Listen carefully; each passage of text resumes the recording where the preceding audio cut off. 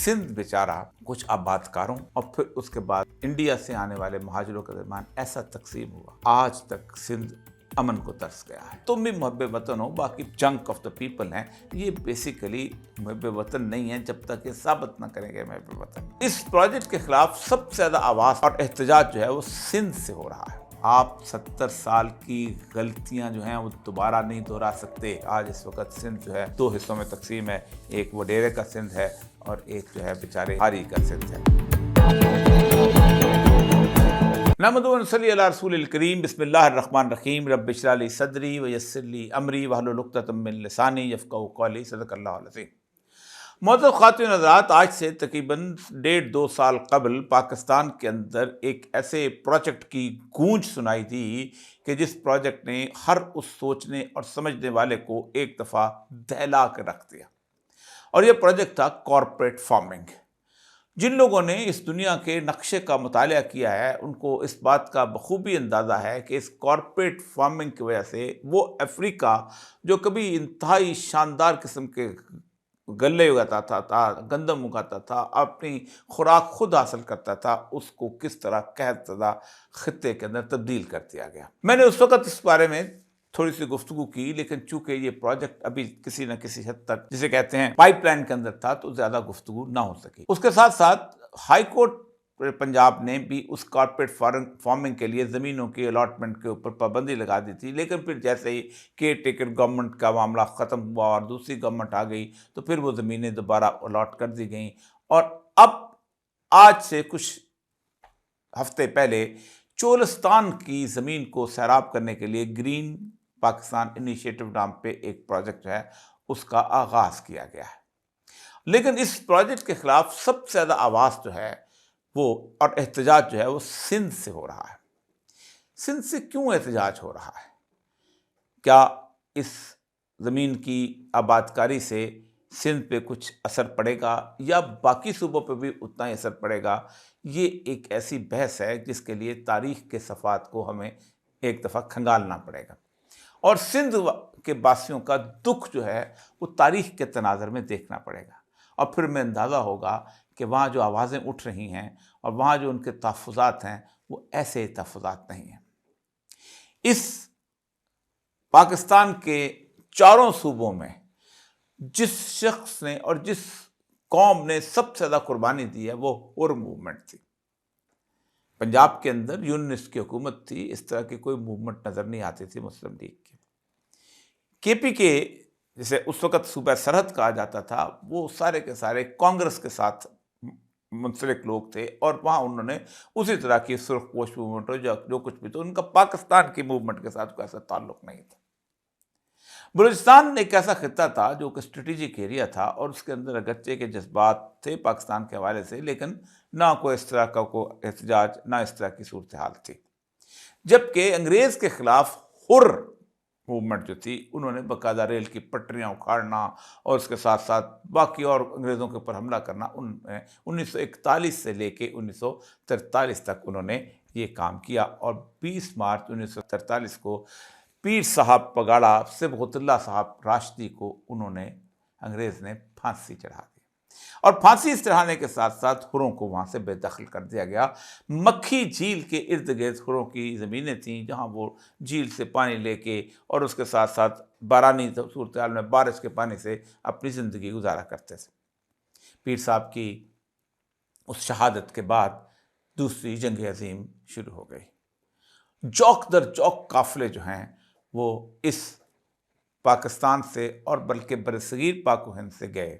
कोई बर्मा के महाज पे लड़ा, कोई बेल्जियम के महाज पे लड़ा, किसी ने कहीं जगह अपनी कुर्बानी दी, किसी ने किसी जगह से अपना विक्टोरिया क्रॉस हासिल किया, और फिर उसके बाद 1945 के आसपास अंग्रेज़ ने फतह हासिल की, और फिर उसके 1 या 2 साल के बाद ये ममलकत खुदादाद पाकिस्तान 14 अगस्त 1947 को आज़ाद हो गई। जिस वक्त ये आज़ाद हुई तो सबसे ज़्यादा खुशी जो थी वो हुरों को थी जो बेदखल कर दिए गए थे, और उनको इस बात का अंदाज़ा था कि अब हम अपनी ज़मीनों में वापस चले जाएंगे और हमें अपने पीर साहब जो हैं उनकी शहादत के बाद जो बेदखली हुई थी, जो दरबदरी हुई थी, ख़त्म हो जाएगी। लेकिन चूँकि इस मुल्क को 3 چیزیں انگریز نے تحفے میں دی تھیں. ایک پاکستان کی سول بیوروکریسی، دوسرا پاکستان کی ملٹری ایلیٹ، اور تیسرا پاکستان کی پولیٹیکل ایلیٹ، جن کو انہوں نے ناز و نعم سے پالا تھا اور ان کو یہ ثابت کیا تھا کہ تم ہی ہو جو اس علاقے کے حکمران ہو اور تم ہی محب وطن ہو. باقی 35-40 کروڑ جو لوگ انڈینز ہیں یہ تو ایک جنک آف دا پیپل ہیں، یہ بیسیکلی محب وطن نہیں ہیں جب تک یہ ثابت نہ کریں گے محب وطن.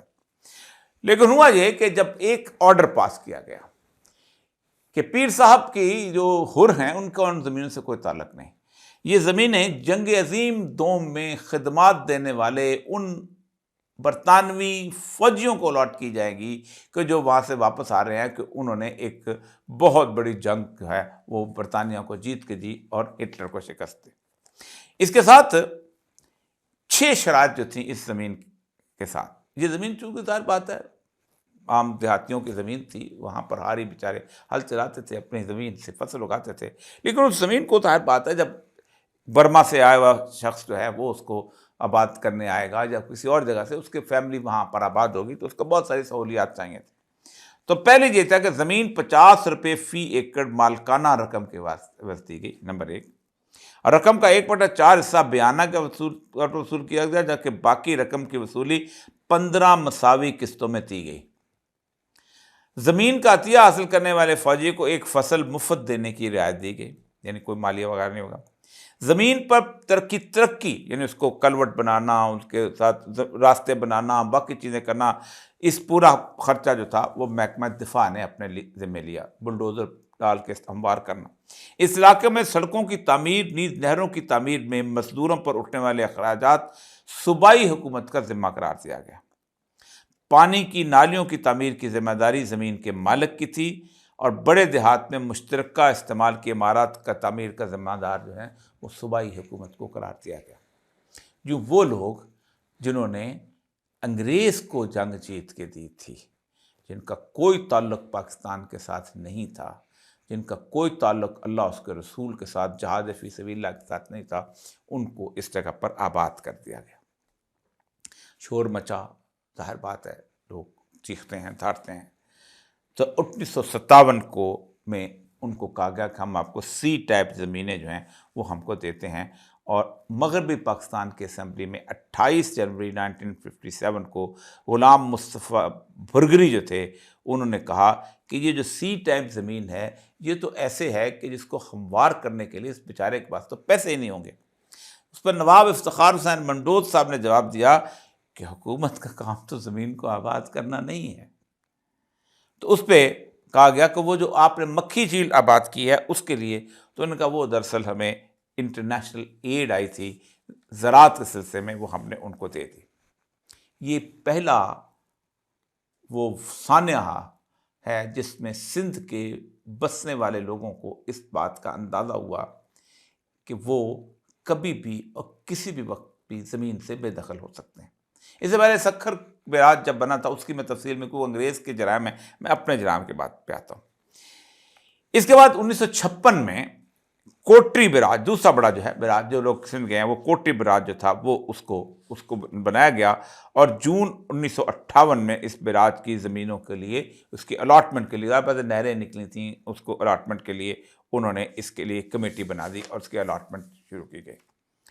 اب جب اس کے اوپر سوال اٹھا کہ یہ کیسے ہوگا اور کس طرح ہوگا، تو اس کے اوپر کوٹری بیراج کے بارے میں 1957 کی مغربی اسمبلی میں جو سوال اٹھائے گئے تھے ان میں بیگم طاہرہ اعجاز حسین آغا نے جو سوال اٹھایا اس پہ جواب دیا گیا کہ اس بیراج سے، سوال یہ تھے کہ غلام محمد بیراج آبپاشی اسکیم کب پوری شروع کرے گا، اس بیراج سے کتنے ایکڑ اراضی زیر کاشت آئے گی، حکومت اس بیراج سے سیراب ہونے والی زمینوں کو کس طرح سے کاشتکاروں کو دے گی، اور کیا اس بیراج پر کوئی قطعی اراضی الاٹ کیے جا چکے ہیں، اگر ایسا ہے تو کسے الاٹ کیے گئے ہیں، کن شرائط پر.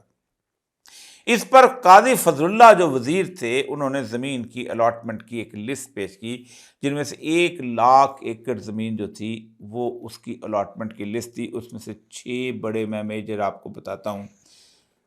247 ایکڑ فیلڈ مارشل جنرل محمد ایوب خان کو الاٹ کیے گئے.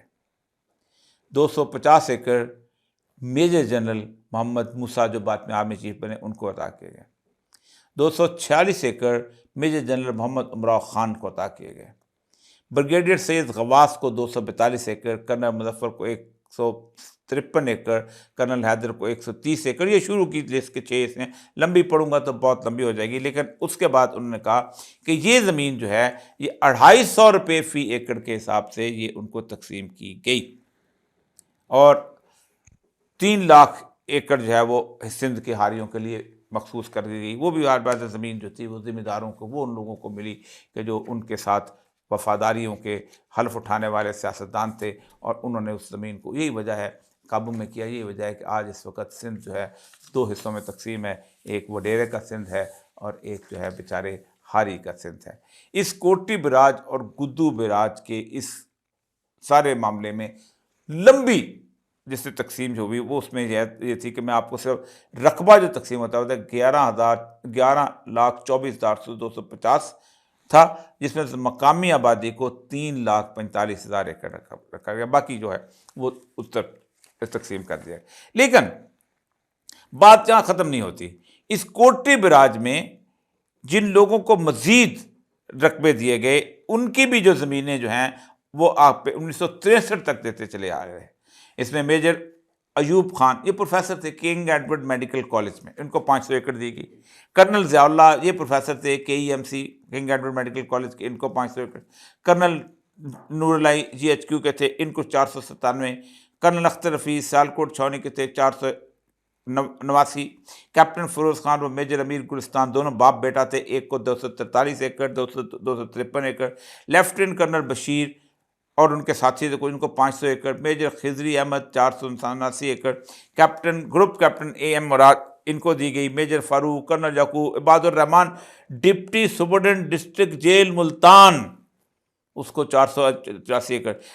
Doctor GA Asghar mental hospital Hyderabad, उन्होंने अपने बेटे के नाम ले। सुबह सादक एक सरकारी मुलाजिम का बेटा। मैं लिस्ट पढ़ता जाता हूँ तो मैं हैरान होता जाता हूँ कि कैसे इस तरह की तकसीम जो थी ये होती गई और उसके बाद लोग जो थे इसको इस ज़मीन से सैराब होते गए।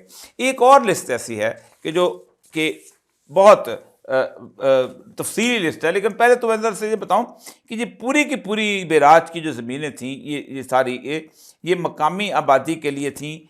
30,09,864 एकड़ नीलामी के लिए रखी गई थी, 12 लाख के करीब। मंगला डैम के मुतासरीन को वहाँ आबाद किया गया 46 लाख। इस्लामाबाद जो बना था उसके मुतासरीन के लिए और रिटायर्ड होने के 54,200 एकड़। सरकारी मुलाजमिन के लिए 38,000 एकड़। सरहदी कबाइल के लिए 4,800 एकड़। शोबा जाती स्कीमों के लिए 38,000। इनामात तो खिताब पाने वाले, आपको पता है आजकल कितने लोगों के नाम है, साफियों को बहुत मिले। तो अब तो हो सकता है चोलिस्तान में हमारे दोस्तों को ज़मीन मिले, हमारे नसरुल्लाह मलिक साहब भी हैं, हसन अयूब साहब भी हैं, बड़ी बड़ी दुनिया है, मुनीब फारूक भी हैं, शायद उनको वहाँ चोलिस्तान में मिल जाए। मुतासरीन तरबेला डैम को 11,000 और फौज को 38,301। लेकिन एक लिस्ट जो है वो मैं आपको सामने इसके सामने रखा था, बड़ी हैरान कुन लिस्ट है कि जो इस अरसे में जो पूरे के पूरी अलॉटमेंट्स हुई हैं और उससे यानी ये हैं 15 अप्रैल 1963 तक जो अलॉटमेंट्स हुई हैं। दर्जा A यानी 150 एकड़। KB शेर जमान CSP, एडिशनल कमिश्नर डेरा Ismail Khan. Abdul Rashid Khan PCS, additional commissioner revenue. Khan Rahman director agriculture साबक Punjab, क्योंकि उस वक्त तो वो 1 यूनिट बन गया था। मलिक खुदा बख्श बुच्चा जो वजीर रहे, सेक्रेटरी एग्रीकल्चर, ये इनको 150 एकड़। चौधरी नबी Ahmad PCS। Colonel ASB Shah chairman public service commission Karachi. SMK Malak साबक director general health services. SM Saeed deputy chief engineer irrigation department. Miyan Nasir Ahmad CSP बम्बर board of revenue मगरब पाकिस्तान। गुलाम Sadiq Khan chief engineer electricity. SA रहीम PCS chairman improvement trust. Colonel BH Saeed director health services मगरब Pakistan. S Ejaz Shah CSP OSD भी है और anti corruption में लगे हुए हैं और उन्होंने ज़मीन ले ली। अख्तर हुसैन साबक गवर्नर। मियां अमीनुद्दीन साबक गवर्नर। डॉक्टर AGS का डायरेक्टर लैंड रिकॉर्ड। उसके बाद अगली जो शुरू होती है वो है 75 एकड़। ये पहली थी 150 एकड़, दूसरी 75 एकड़। इसमें भी बड़ा बड़ा नाम है, Sheikh Abdul Hamid PCS, Miyan Ghulam Shabir PCS, secretary to governor मगरब पाकिस्तान खान बहादुर शेर شیخ رشید احمد، عبد المجید پی سی ایس ریٹائرڈ، خان فرزند علی خان پی سی ایس ریٹائرڈ، ان میں بہت سارے لوگوں کو میں جاتا ہوں. Doctor Niaz Uddin dean institute of hygiene and preventive medicine, doctor Syed Ramzan Ali professor King Edward medical college, doctor Muhammad Yaqoob radio therapy ہمیو اسپتال، doctor Ghulam Rasool Mirza assistant doctor public health. یہ ایک اتنی لمبی لسٹ ہے جن میں ڈاکٹر ہیں، انجینئرز ہیں، سیکشن افسرز ہیں. وہ ایک نوازنے کا ایک ایسا سلسلہ شروع ہوا کہ جس کے بعد، اور وہ سارے کہتے ہیں ہم نے وہاں زمینیں آباد کی، ہم وہاں لوگ گئے. ایک بڑا خاص تصور بھی دیا جاتا ہے کہ سندھی تو بیچارے کام ہی نہیں کرتے تھے، ہم نے ان کی زمین کو رنگا رنگ کر دیا. اس کے بعد ہوا یہ کہ سندھ بیچارہ کچھ آباد کاروں اور پھر اس کے بعد انڈیا سے آنے والے مہاجروں کے درمیان ایسا تقسیم ہوا کہ آج تک سندھ امن کو ترس گیا ہے. یہ چولستان کی جو ہے، یہ چولستان کی زمین کو آباد کرنے میں لیے سندھ والوں کو ایک خطرہ ہے، اور وہ واقعی بہت صحیح خطرہ ہے. کہ ایوب خان صاحب نے جو سندھ طاس معاہدہ کیا تھا، اس کے تحت انہوں نے 3 اپنے دریا جو تھے وہ انڈیا کو دے دیے تھے، ستلج، راوی اور بیاس. بیاس اگرچہ کہ بہت تھوڑا سا آتا ہے تھا، لیکن اس کا بھی حصہ جو ان کو دے دیا تھا. اور 3 دریا اپنے پاکستان نے اپنے پاس رکھ لیے تھے، اور وہ دریا تھے جہلم، چناب اور سندھ. اس میں سے سندھ وہ دریا ہے جس کے سب ٹریبیوٹریز ہیں، جس میں شامل ہوتے ہیں. پاکستان میں جب سے ہم نے ہوش سنبھالا ہے، پاکستان میں ساری کی ساری جو تقسیم ہے وہ صرف اور صرف پیرینیل واٹر کی ہے. وہ پانی جو کہ بغیر کسی سیلاب کے، بغیر کسی بارش کے ہوتا ہے، اور اسی کی تقسیم کے حساب سے چلا جاتا ہے. پاکستان میں یہ میرے پاس وہ نقشے موجود ہیں کہ پاکستان میں کس حد تک ہم فلڈ واٹر کو ضائع کرتے ہیں. اور آپ حیران ہوں گے کہ اس فلڈ واٹر کو ضائع کرنے کے اندر ہمارا اتنا حصہ ہے کہ یوں لگتا ہے کہ جیسے ہم نے ایک سوچی سمجھی اسکیم کے تحت ان کو کسی بھی طور پر نہ تو ہم نے اس کو روکنا ہے، نہ اس سے ہم نے زمینوں کو آباد کرنا ہے. جو لوگ کوئٹہ شہر کے واسی ہیں ان کو شاید اندازہ ہوگا کہ کوئٹہ شہر کے مردار میں، چلتن میں اور اس کے ساتھ تکاتو میں انگریز نے چھوٹے چھوٹے ڈیم بنائے ہوئے تھے، جن میں سے بارش کا پانی رکتا تھا اور زیر زمین جو ہے اس کی آباد کاری ہوتی تھی. جو لوگ ریگستان میں رہتے ہیں وہ بہت بڑے بڑے بند باندھتے ہیں جس میں بارش کا پانی روکتے ہیں، اور پورا پورا سال اس بارش سے کام لیتے ہیں. آپ اگر چاغی کے اس ریگستان میں چلے جائیں تو آپ حیران ہوں گے کہ پورے کا پورا وہ جو علاقہ جو کہ سرحد کے ساتھ ہے، وہ اسی طرح کے پانی کے بڑے بڑے تالاب جو کہ بارش کو روک کے ہوتا ہے. لیکن قطعاً جس چولستان کے بارے میں میں اس وقت یہ خبریں پڑھ رہا ہوں، اس کے بالکل مقابل میں انڈیا کا چولستان ہے. اور یہ میرے سامنے اس کی رپورٹ پڑی ہوئی ہے. انڈیا کے چولستان کو انہوں نے آباد کرنے کی کوشش کی. اندرا گاندھی جو ہے وہ اس کی جو ہے انہوں نے وہ باقاعدہ اس کی نہر کھودی. نہر کھودنے کے بعد جب وہاں انہوں نے اس کو آباد کرنے کی کوشش کی تو حیران کن بات یہ تھی کہ اس کے کراپ پیٹرن کے حساب سے اس کو آباد نہیں کر سکے. اس کی 2-3 وجوہات ہوتی ہیں. ریگستان کے اپنے مسائل ہوتے ہیں، اور ریگستان کے اپنے طرح کے وہاں پر بیج بوئے جاتے ہیں اور اپنے طرح کی فصل کاٹی جاتی ہے. اگر آپ یہ سمجھیں کہ آپ سعودی عرب کے اندر چاول اگانا شروع کر دیں گے تو یہ آپ کی غلط فہمی ہے. اور اگر آپ یہ سمجھیں کہ آپ شیخو پورہ میں کھجوریں اگانا شروع کر دیں گے تو یہ آپ کی دوسری غلط فہمی ہوتی ہے. یہ پاکستان کے اندر اس طرح کی جو زمین کو کارپوریٹ فارمنگ کے ذریعے لے کے آنا، یہ ایک پاکستان کے ریسورسز کو کسی دوسرے کے ہاتھ میں دینے کے مترادف ہے. کیوں؟ اس کی ایک وجہ ہے، یہاں پر جو سسٹم انفراسٹرکچر بنے گا اس کے لیے آپ کو پیسے کی ضرورت ہوگی. ٹرکل ڈاؤن سسٹم بنانا ہے، باقی چیز. آپ کے خزانے میں تو پیسہ نہیں ہے، ایلوکیشن کے صورتحال میں نہیں. پھر جو 6 کینالز آپ کھود رہے ہیں جو کہ آپ کہتے ہیں کہ بارش کا پانی اکٹھا کیا جائے گا، اس کا جو پیرینیل واٹر ہوگا، جب بارش کا پانی نہیں ہوگا تو پھر آپ کیا کریں گے. لیکن سب سے بڑا مسئلہ یہ ہے کہ یہ سارے کا سارا تجربہ افریقہ میں ہوا، اور افریقہ جو ہے آج قحط زدہ ملک بن چکا ہوا. سندھ کو آج آپ کو اس لیے ساتھ ملانا پڑے گا، آج آپ اس لیے ان کے دکھوں کا مداوع کرنا پڑے گا کہ جو سچویشن اس وقت بلوچستان میں ہے اس سچویشن کو اگر آپ سندھ کے ساتھ ملا لیں اور جو آپ کے کے پی کے اندر صورتحال ہے، آپ 70 سال کی غلطیاں جو ہیں وہ دوبارہ نہیں دہرا سکتے۔ یہ زمین اور یہ لوگ اور یہ اس سرزمین کے اندر آباد دنیا جو ہے اور حکمران، یہ سب کے سب یہیں پر رہنے ہیں، اور ان سب کی کشمکش اگر رہے گی تو پھر یاد رکھیے جو سینیریو بن رہا ہے وہ یہی بن رہا ہے کہ پاکستان، اللہ تعالیٰ ایسا نہ کرے اور اللہ تعالیٰ میرے منہ میں خاک اگر ایسی صورتحال ہو کہ پاکستان میں ایک ایسی انارکی کی صورتحال ہو جائے کہ پاکستان میں ایک قسم کا وار لارڈس کے اندر تقسیم ہو جائے، جیسے کانگو اور جیسے انگولا تھا، ایک پہاڑ جو ہے وہ اپنا لیتھیم کا اس کے پاس ہو جائے، سونے کا پہاڑ اس کے پاس ہو جائے، کارپیٹ فارمنگ اس طرف ہو جائے، یہ جگہ جو ہے یہ ایک خطہ کسی اور کے پاس ہو جائے، اس کی رول ہو جائے، اور وار لارڈس کے ساتھ جو ہے وہ ڈیل کریں، اور جہاں سے اگر اپنے چاول خریدنا ہے تو چاول لے جائیں، یہاں سے اپنے سونا خریدنا ہے تو سونا خرید لے کے چلے جائیں، یہاں سے اپنے جپسم لے کے جانے تو جپسم لے کے جانی ہے۔ ہم دن بدن اس صورتحال کی طرف بڑھتے چلے جا رہے ہیں۔ ہمیں پروجیکٹ سوچ سمجھ کر ڈیزائن کرنے چاہیے۔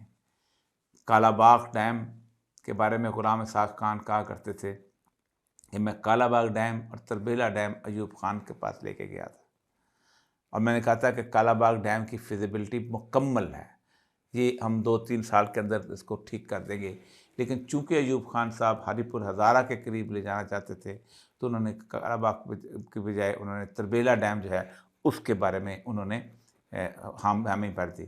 غلام صاحب خان کہتے تھے کہ اب تم دوبارہ کالا باغ ڈیم کے بارے میں سوچنا بھی نہ، اب آپ نہیں بنا سکو گے، اور اس شخص کی بات سچ ثابت ہوئی۔ اس کی وجہ یہ ہے ہماری بے اعتمادیاں، اور اس بے اعتمادیوں کا سفر میں نے آپ کو مکمل تفصیل سے بتا دیا 1947 کے بعد سے، اور اس بے اعتمادی کو اعتماد میں بدلیں گے تو اس ملک کا مستقبل سفر سکتا ہے، ورنہ اللہ تعالیٰ ہمارے حال پر رحم کرے۔ وآخر دعوانا الحمدللہ۔